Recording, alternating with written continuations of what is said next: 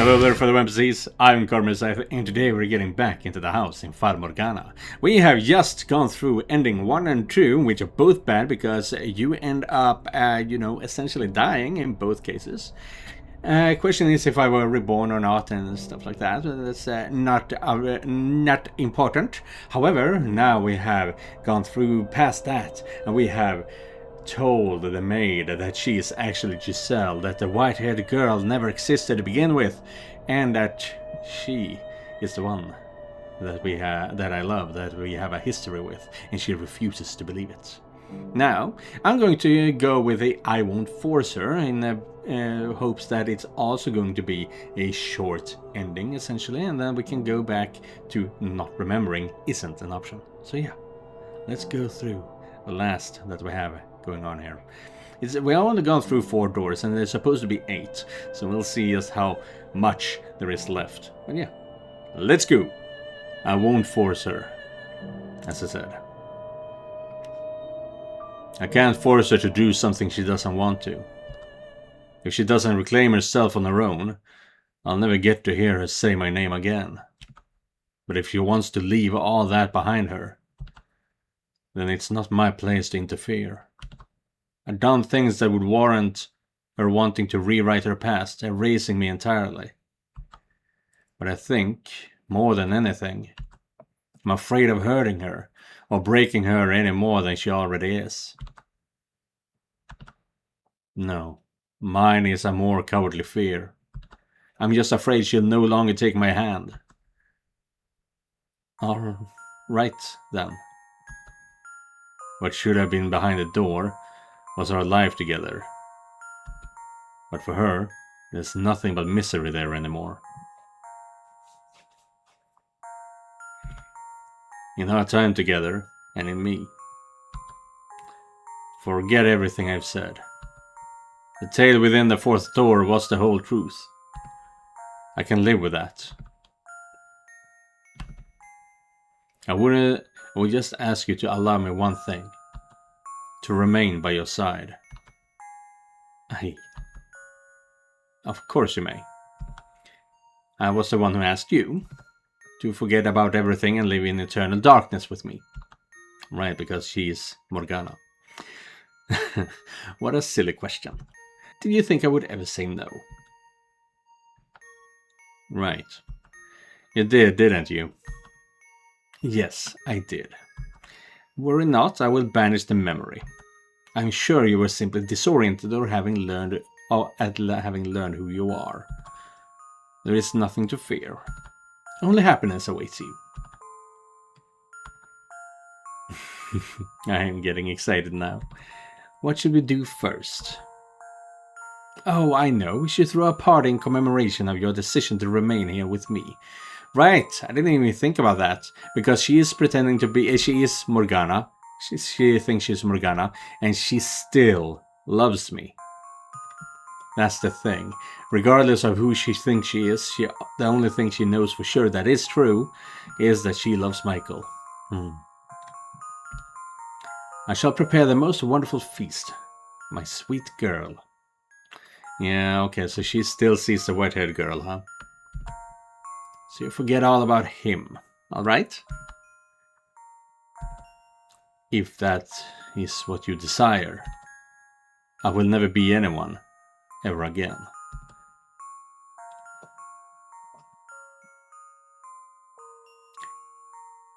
You're not the brightest, are you, my dear? You knew this is what would happen if you took this road. You would have been happy going down it without reclaiming yourself at all. Ah, this is absolutely brilliant. A weight has been lifted off my shoulders. My centuries-long wish has finally been realized. The one thing I didn't expect was for you to recover yourself. But it all turned out the same in the end. You know what? Sure. I'll stay out of your way. And I'll pray for you both to be happy. Yeah. Master? Master? Oh, thank goodness you have awoken. I was getting worried there for a moment. What kind of herbal tea would you like to start your day with? I have some wonderful chamomile leaves if you would like. Or perhaps your tastes have changed since last we met. Tell me, master. No, that will do. As you wish. Say, master, can I hope for you to compliment my tea again? To say it is the best you have ever had? Master? Oh, yes. I'm sure I will have something nice to say about it. You were never to want to withhold your praise, master. Such a gentle-mannered, kind-hearted girl. Have I ever praised her tea before? I do recall telling her when I saw her gathering strange weeds from the garden for her herbal tea, that doing so at this house, given its reputation, only made her look like a real witch. And how did she react to that? I think she puffed her cheeks and frowned, and then... I can't remember. She thinks I'm the white-haired girl, yet she calls me master, completely oblivious to how absurd that sounds. But she won't say my name. Eventually, I'll probably forget it too. My name, who I am, everything that's happened to us. Washed away by the darkness, never to be found again. She's smiling. I know it's not real, but I honestly don't care anymore. All that matters is that she's smiling.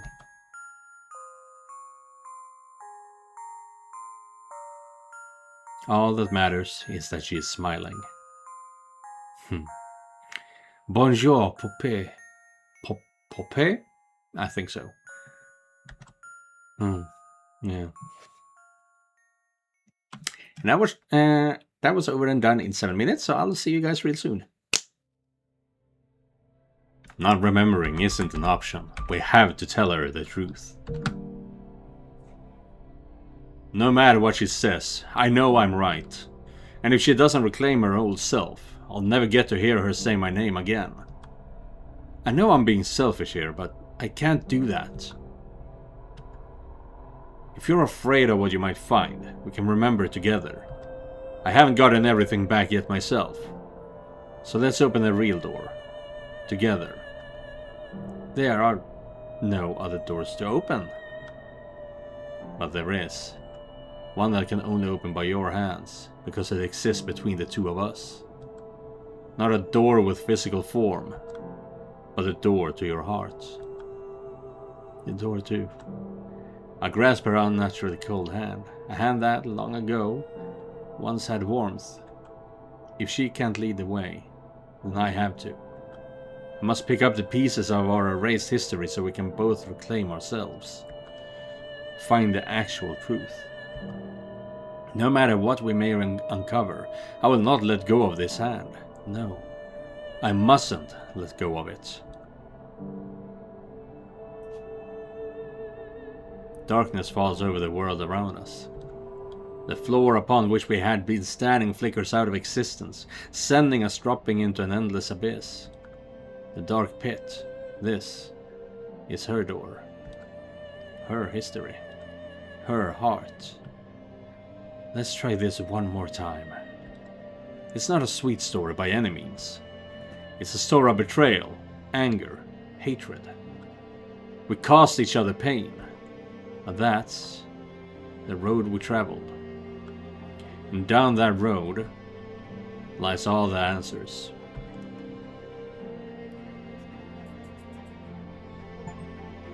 Take the first step towards uncovering the truth. Reclaim yourself. The fourth door.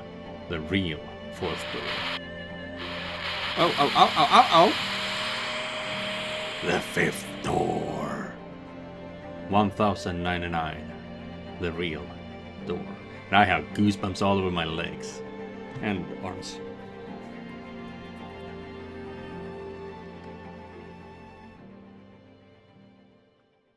Yeah, even the banner here has changed a bit. It had been several days since I left the capital. And I could still see it when I closed my eyes. The people lined up on the Grand Point, awaiting entry, eager to start a new life there, brimming with hope. It was a city people were willing to pay high taxes to live in. If you were a performer, you could get some of those costs shaved down a bit by putting those skills to use. The capital was harsh on those who wanted in, and apathetic about all who left. It was composed of a powerful nobility and clergy, wealthy merchants and bankers, and a large population of poor. And it was the city I had called home for a long time. I didn't know much about it where I was heading. Is it? Yeah, it's the white. It's Giselle. It's getting foggy. Look, looks like it might rain. Maybe we should take a little break. You want to keep going? Oh, alright then.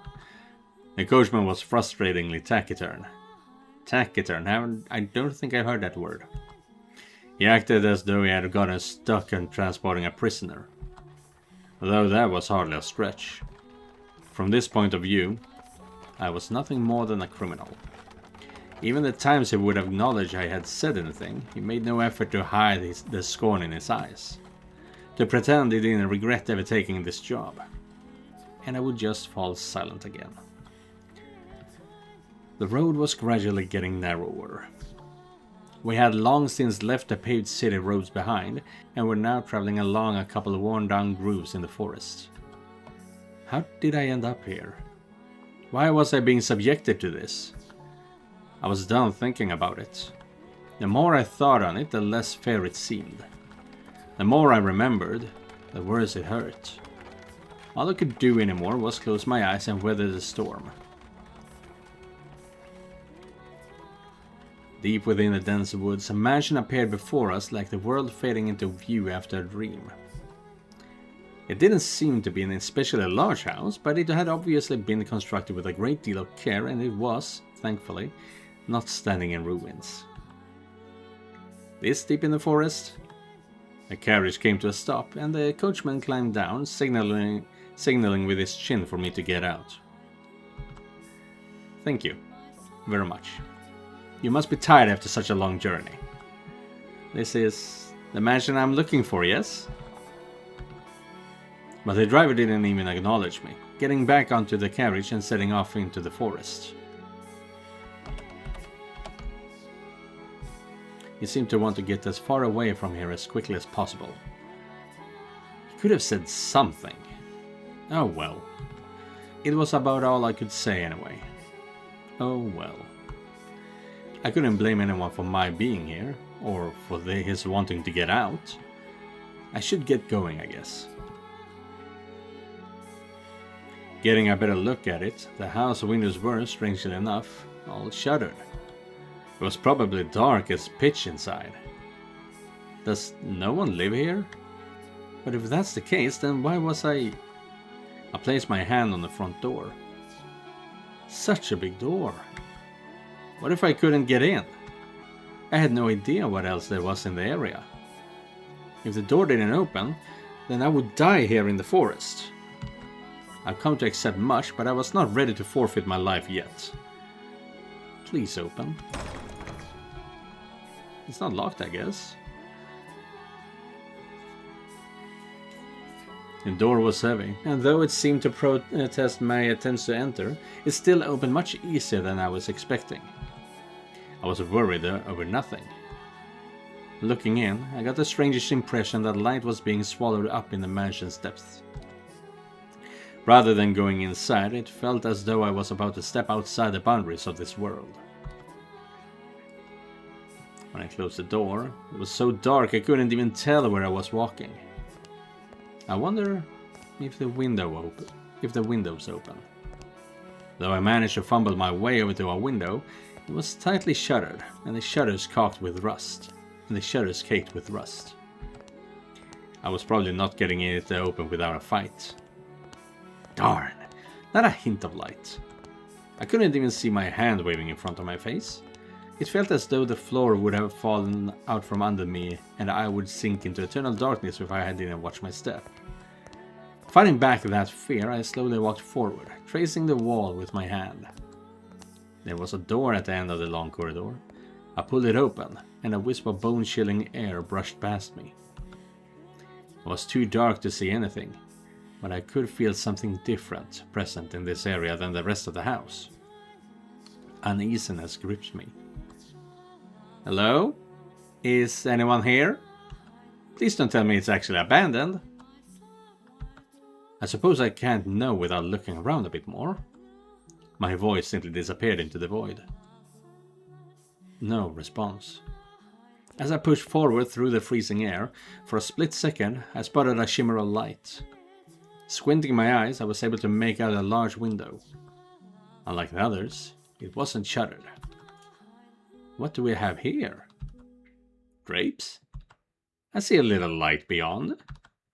My chances were slim, I imagined, but if there was even a slight possibility of getting some light in here, it was worth a shot. So I pulled open the drapes. And we see Michael, the Archangel. The next moment, faint but colorful light shone down on me. It was a stained glass window. From beyond the glass I would hear the subtle pitter-patter of rain. It had finally started, it seemed. The different colors of light blended into a milky white, dim but wondrous. It's so pretty. It looks like an angel. Why would someone cover this up? It's beautiful. With a little more light, it'd be... Please do not touch the drapes. Or the windows. Suddenly I heard a voice, and I could sense someone else in the room. The man's voice was emotionless, neither deep nor high. Before long, he came into view, illuminated by the dull orange candlelight. Okay, so it's a very similar story.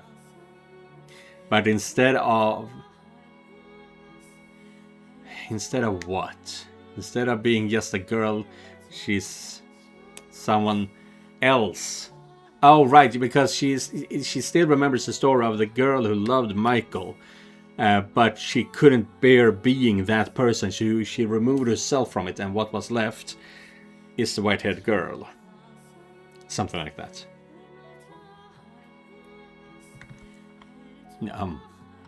I'm sorry for coming in uninvited, but I did announce myself. The man stood there, practically blending in with the darkness. Had he been there the whole time? He was staring straight at me. His gaze wavered slightly, but not enough for me to read anything in it.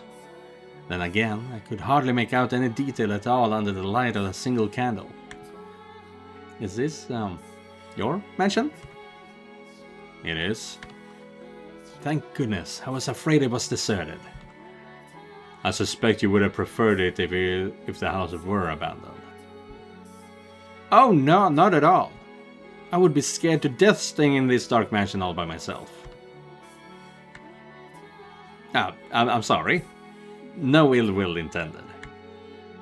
But I do think it could do with some light. But that way you could see where you were walking. And I'm sure this room would look splendid illuminated. Not necessary. I make do perfectly well as things are. How can you see when it's so dark? I have an abundance of candles and oil for lamps. I am not in want of means of creating light. It is not your place to criticize my lifestyle. Oh, he's abiding here.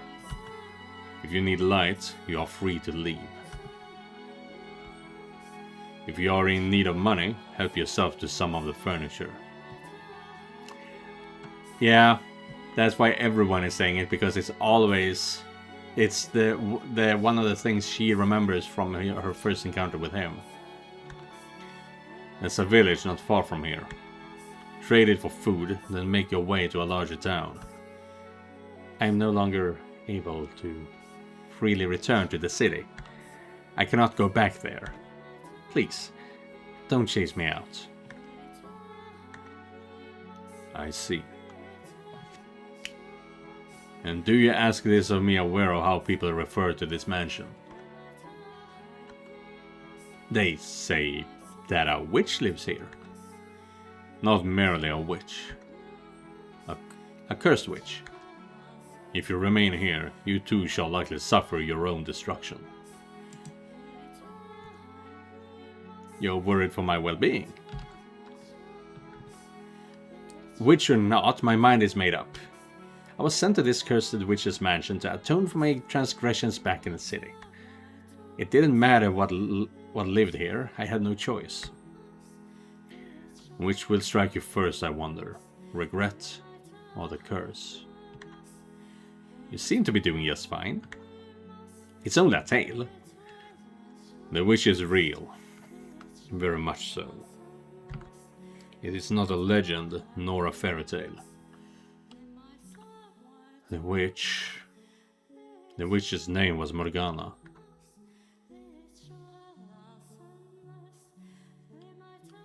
It's me. Yes. That was our first encounter. It was nothing flowery or dramatic. Okay, so blue is Michael, red is Giselle.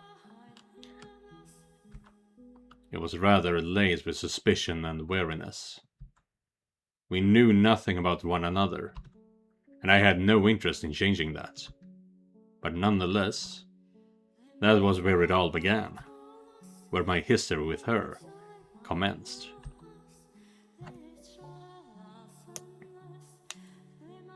Ah, there she is.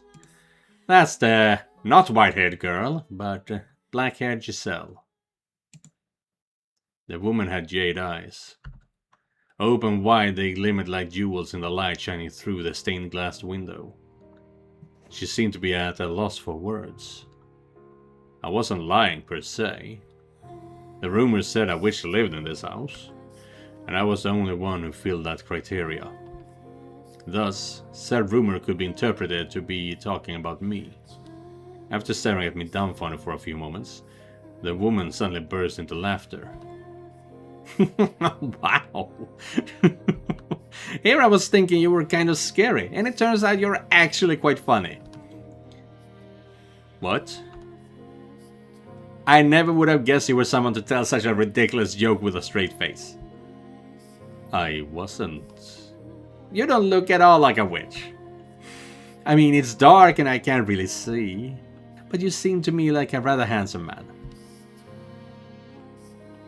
Okay, it's the blue point of view and red point of view. The word witch. The word witch has broader meaning than just a woman who practices magic. So does master. Just saying.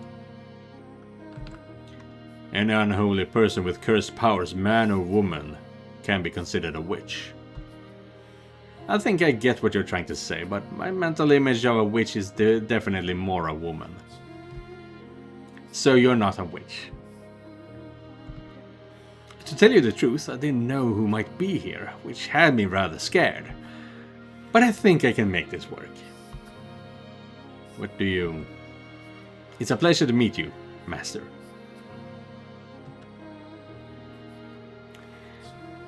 So she's already calling him Master. Master? I was sent here from your old home. Oh! I was an Abigail for your mother, but, well, I might have made a little goof. I froze the moment the word left her mouth. Home.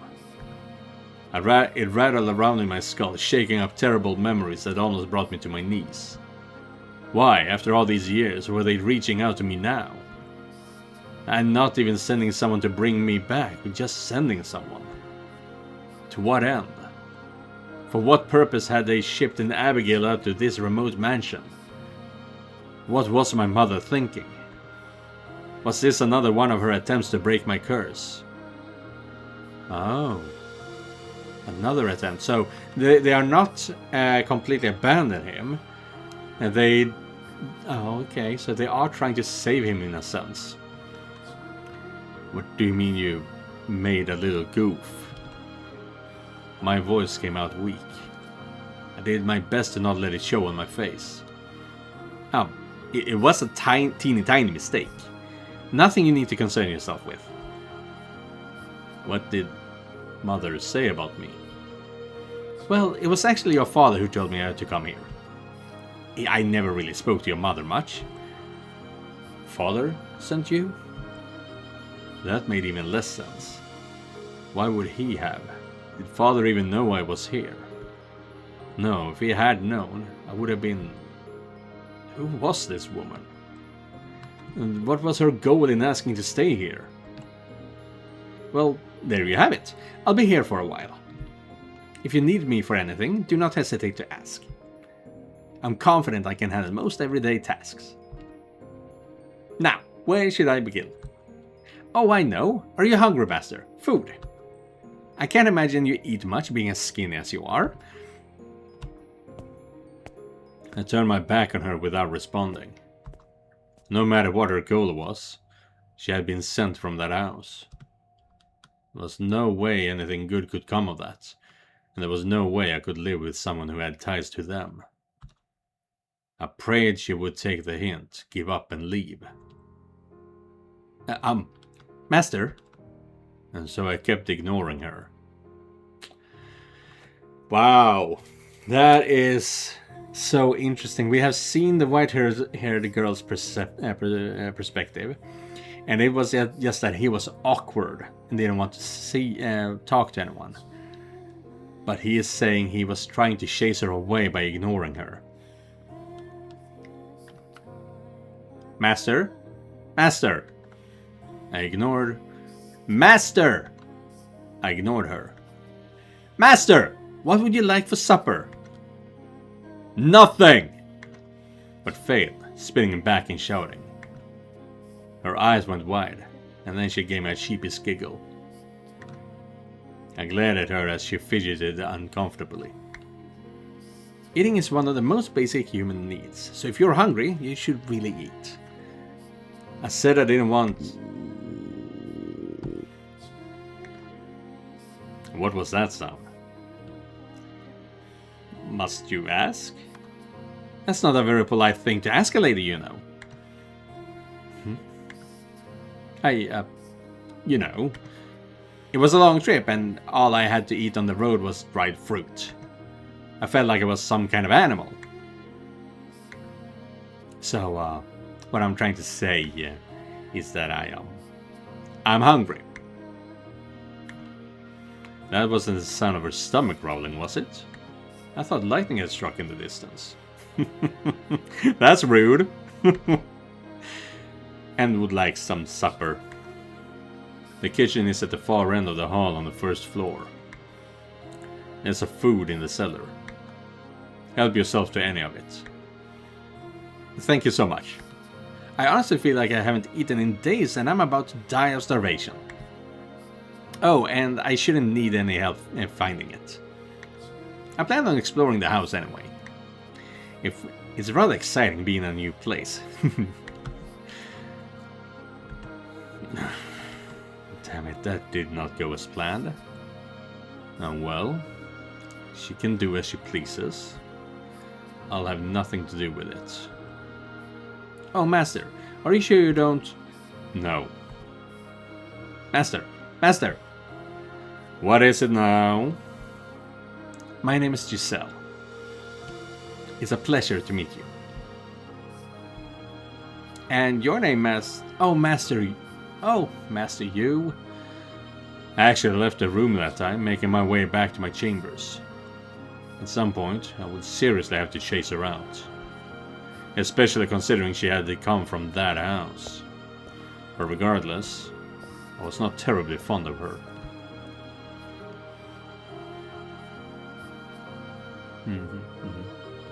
Yeah. Oh, and now it's her point of view. Yeah, I was going to say she was very jittery. Happy little puppy, essentially. I didn't really understand Michael. But that was probably because we were still essentially strangers.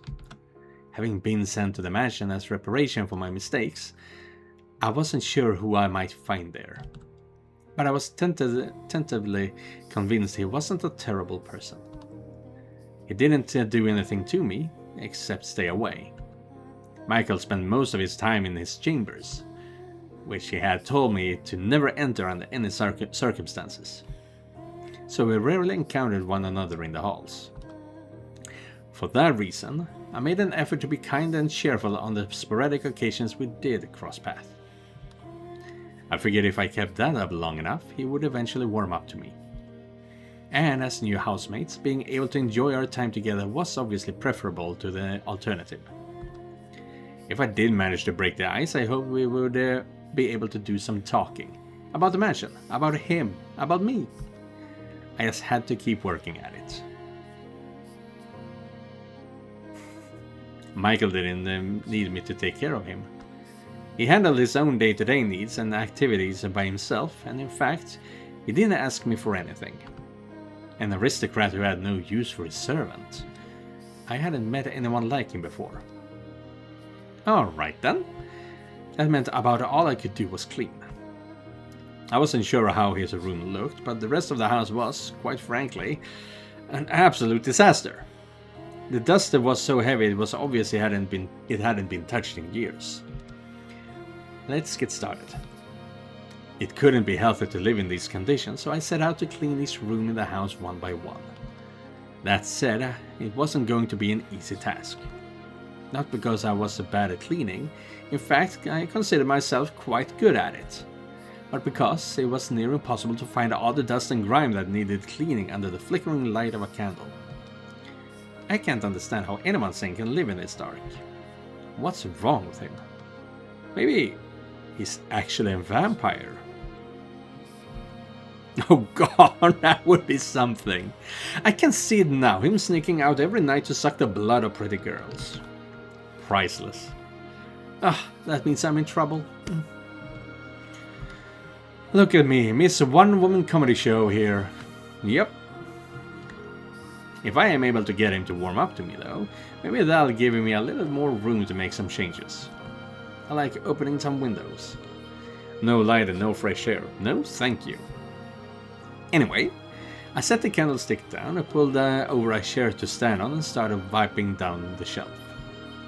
The chair's legs seemed to be uneven and it wobbled slightly beneath me.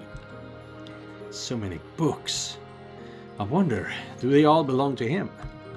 I knew parchment was expensive, so it was rather astonishing seeing this many stacks of it in one place. There were even some books with bulk extravagantly decorated covers. It does come from an esteemed family. I hadn't spent enough time at his family's home. It was a constant bustle of servants and guests. The exact opposite of what this mansion was like. Why had he left his home? What had he done to be sent all the way out here, to this remote mansion with a less than savory reputation? I need to be careful not to overstep my bounds. I am a servant now. A servant. But once the thought had crossed my mind, I couldn't get it out. I'd always had a bad tendency to change my curiosities as soon as they struck, pushing them to scratch the itch no matter how much my actions annoyed others. I couldn't do that here, though. I was simply a servant, and if I got on Michael's bad side, I risked getting thrown out. I wonder what kind of books he's got in here. So I attempted to distract myself. I grabbed one of the books and attempted to pull it out. What? But the strings binding the parchment must have gotten tangled at the back.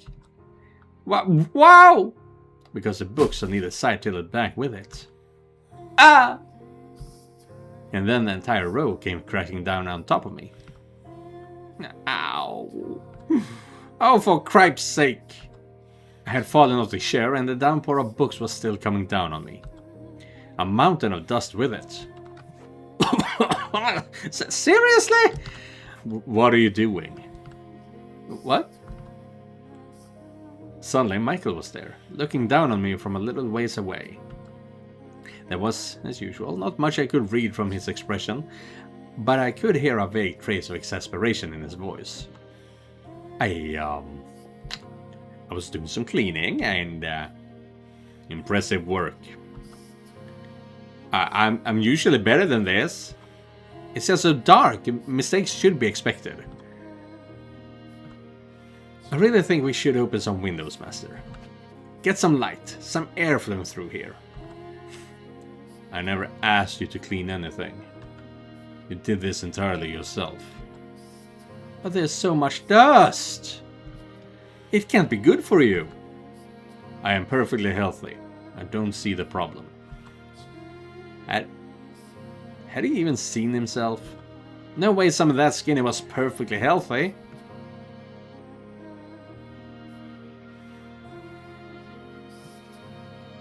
Is he the white-haired girl?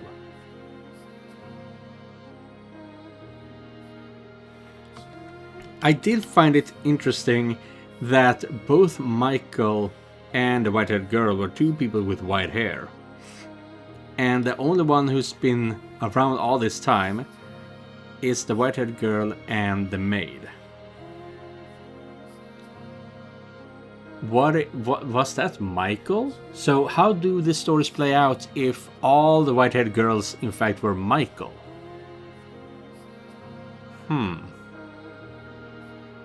Interesting. Interesting. I wonder. You look like you have something to say. He can make out my face in this darkness. Oh, you know, I wanted to be useful, and cleaning is about all I can do here, so... You know. I was sensing something else. But, alright. He let out a sigh, stepped over toward the pile of books. And then reached his hand down for me. Oh, okay, so he isn't cursed in the same way. Ah. I suddenly felt a pang of embarrassment about the fact that I was still splayed out on the floor. I raised my hand to take his... only for him to pick up a book instead. You could at least help me up. You have legs, he said, casually returning the book to the top shelf. Maybe I was wrong. Maybe he was a terrible person.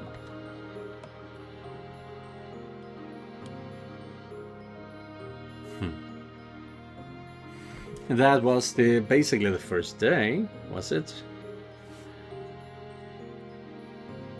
So, Master, are all these books yours? Giselle asked, not a trace of remorse visible on her face despite having made a mess of the room she was supposedly trying to clean. I gave a curt nod. Really? That's impressive. Must have been a hard work getting them all in here, huh? There's got to be 100 books here. You could fill a whole carriage at least. It's like you've got your own personal library. She had been pouting only a few moments earlier, but her smile was back in short order. Her jade eyes were like little balls of curiosity, glittering in the faint candlelight. I was not particularly fond of her overly expressive, rather overly curious women. Did they not care that they trampled you uninvited into other people's personal spaces? Or were they not even aware of that their actions were invasive? I averted my gaze from hers. I receive one roughly every month. Ah, I see. Wait. She turned back towards the shelves. I presume she understood the implication of what I had just said. Of the fact there were nearly 100 tomes here, and I received only one a month. Aha. Giselle fell silent. I couldn't blame her if she thought my circumstances or my family, or my life, bizarre. But I didn't care what she thought of me. In fact, it was to my advantage for her to be uncomfortable. I just needed her to stay quiet and keep her nose out of my business. It's more than I thought. I said not to her, but to myself. I had no reason to count the passage of time anymore. Only the book served as a record of how long I had been here.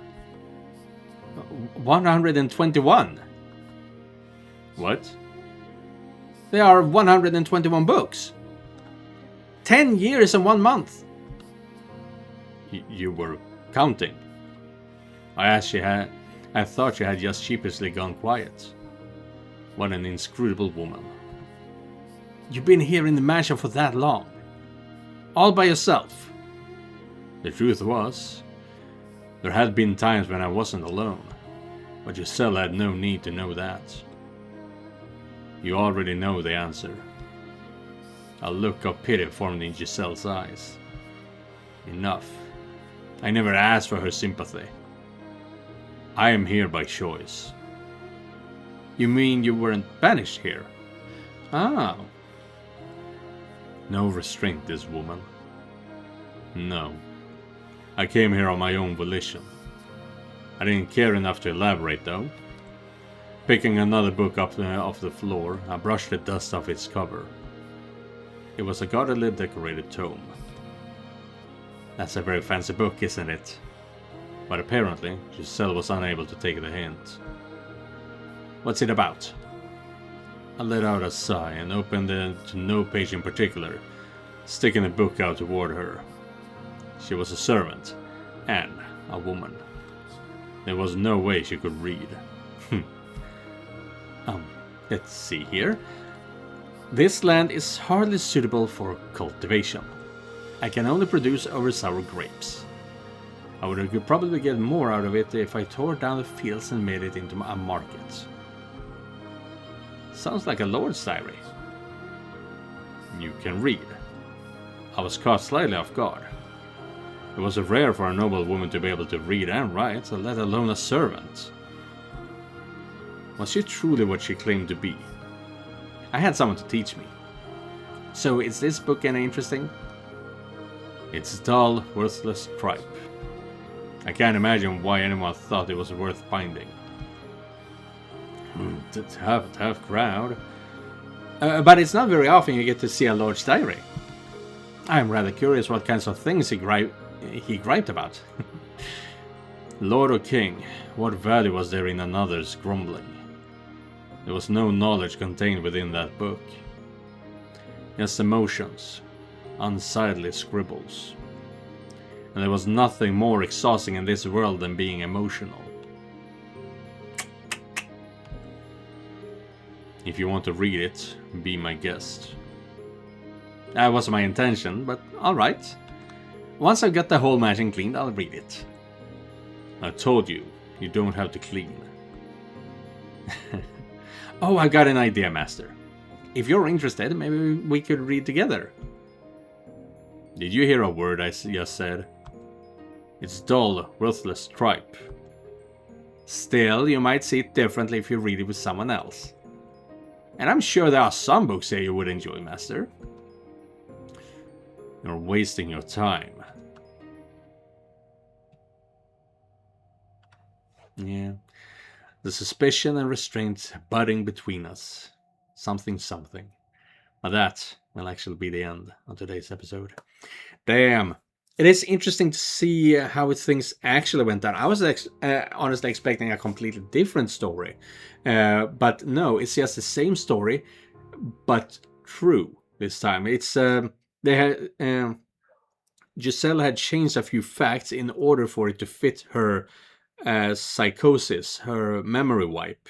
The fact that she won't remember that she used to be Giselle. It's going to be interesting to see what this all means. And as I said, I am curious to know what it could imply if Michael in fact was the white-haired girl in all of those stories. Especially if the curse said that he will be reborn as he was every single time. Yeah, that is it for today's episode. So thank you guys for watching, and thank you Joseph for donating directly to my Ko-fi page. If you guys want to help me out, you can do so by clicking the link down in the description. Don't forget to like and subscribe, and I'll be seeing you guys in the next one. Goodbye everyone.